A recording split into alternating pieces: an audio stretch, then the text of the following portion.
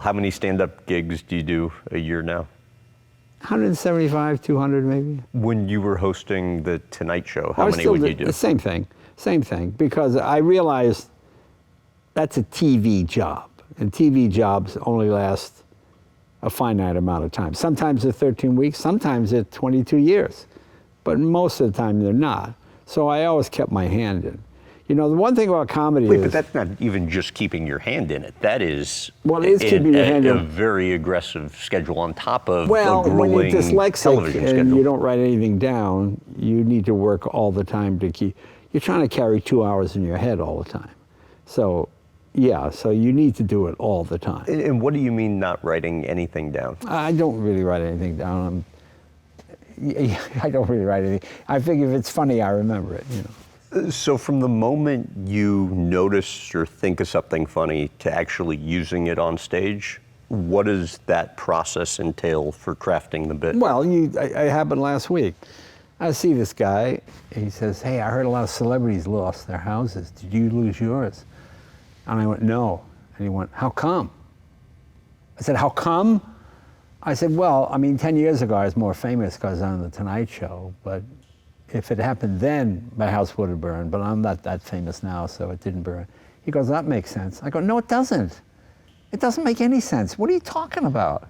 You know, that's what I mean. You just keep your eyes and ears open for things. Okay, but the economy of words you were talking about and the presentation of the story, like how do you work it between when you first think of it and you ultimately use it on inevitably, stage? when you first think of it as the funniest, and you try to get to the punchline as quickly as possible. You know, whenever I meet young comedians, they over-elaborate. The more time it takes to tell the joke, the funnier it better be. So you want to get to it as quickly as possible. That's what I loved about Rodney. Rodney was the perfect example of those kind of jokes. My favorite, I got two favorite Rodney jokes. His joke was, I see this place, topless, bottomless. I went in, there was nobody there. I mean, it's perfect, topless, bottomless, there was nobody there. The other one was, oh, my doctor said I need a stool sample, a urine sample, and a semen sample. So I gave him my underpants. You know, it's just, just stupid joke. But quick, it's boom, boom, you're there, you're right there. Here's my example of a quick joke. Had my first AI experience. Got flipped off by a driverless car. You know, boom. You're there, it's quick, it's fast, you laugh, move on, boom. Why never do a comedy special? Oh, I just don't have any. You know something? If you want to hear it, I'll come to where you are, and I'll do it.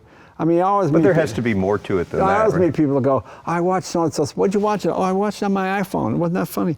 No, it isn't that funny on an iPhone.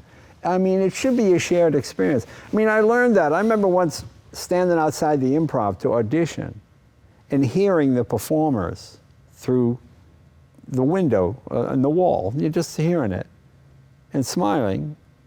But I didn't laugh until I got inside because it's a shared experience. Plus, you know, I had a comedian on The Tonight Show. He did a special. It was quite popular. And I said, you going on the road? I said, what are you doing for material? I'll do material on the special.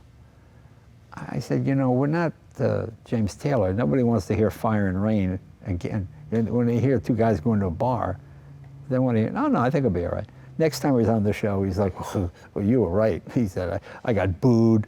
You know, people watch it for free. Now they just paid $75 a ticket to hear the same thing, you know, and they were mad at it. But you have enough material where you could put together an hour and then not I know, but use you it. don't know whether it's new material or old material because you haven't heard it before. But I just don't have any, it doesn't interest me, the idea. Because then it's now frozen in time. I always like to feel I'm either improving it or something, or, it's so funny. I saw a really funny comedian. I watched his special, and this is a couple of years ago, but at the time it was only 5 years old. And he would come out and quite innocently say, these pants make me look gay. And it just being silly. It wasn't homophobic, or he didn't have any other material. He wasn't beating it to death. But watching it later, you go, oh, well, that seems like inappropriate now. It's not something you would say now. You just don't, you know.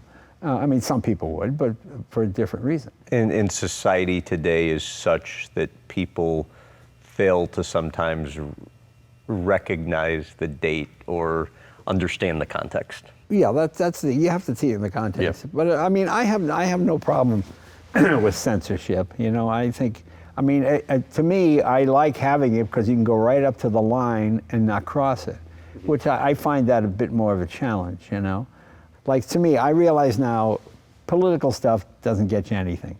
It just alienates half the audience. So I don't do it anymore. And since I announced I don't really do politics anymore, ticket sales are up like 20, 30%. Really? Yes, because people go, oh, it's so nice just to go and laugh, and because they want to get away from that. Right. I mean, I want to go away and just relax and hear a comedy show, funny stories about parents, whatever. I mean, there's plenty of room for the other stuff. I'm not saying don't do it. Yep. I'm just saying it's an alternative. You know.